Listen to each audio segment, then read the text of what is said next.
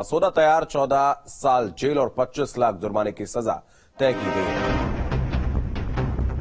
तो नकल माफिया और सॉल्वर गैंग पर अब नकेल कसी जाएगी और नए कानून को लेकर मसौदा तैयार कर लिया गया। 14 साल की जेल और 25 लाख रुपए का जुर्माने की सजा भी रखी गई है। तो अविनाश हमारे सहयोगी अधिक जानकारी के लिए हमारे साथ जुड़ रहे हैं। अविनाश, नकल माफियाओं पर लगाम कसने के लिए, सॉल्वर गैंग पर लगाम कसने के लिए एक बहुत बड़ा कदम ये उठाया गया है।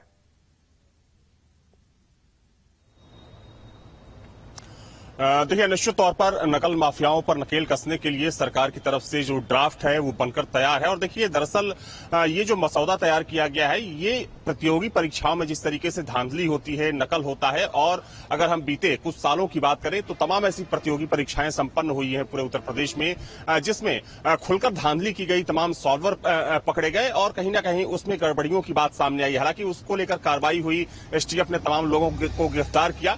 बावजूद उसके अभी भी प्रतियोगी परीक्षाओं में धांधली की जो खबरें हैं वो लगातार आ रही हैं।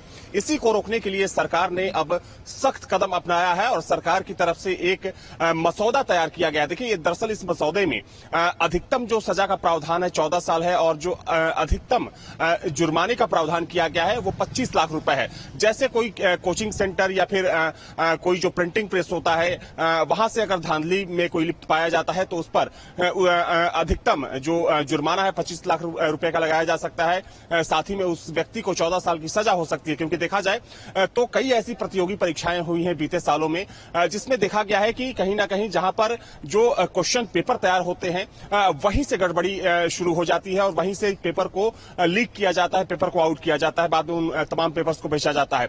तो उस पर नकेल कसने के लिए इस मसौदे में इस बात का जिक्र है। और साथ ही में चूंकि तमाम ऐसे छात्र होते हैं जो मेधावी तो होते हैं लेकिन गलत संगत में पढ़कर कहीं ना कहीं वो सॉल्वर बन जाते हैं, दूसरे छात्रों की जगह पर बैठकर वो उनका एग्जाम देते हैं। तो अगर किसी सॉल्वर स्टूडेंट को पकड़ा गया तो 7 साल की सजा का प्रावधान किया गया है और उसमें जुर्माने का भी प्रावधान है 5 से लेकर 10 लाख रुपए तक का।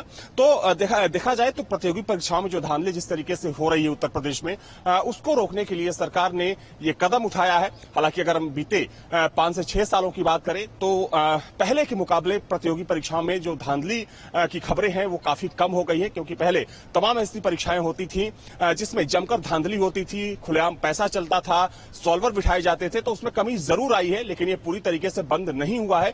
अब सरकार की मंशा ये है कि इसको पूरी तरीके से बंद किया जाए और उसी के लिए सरकार ये नया कानून लेकर आ रही है।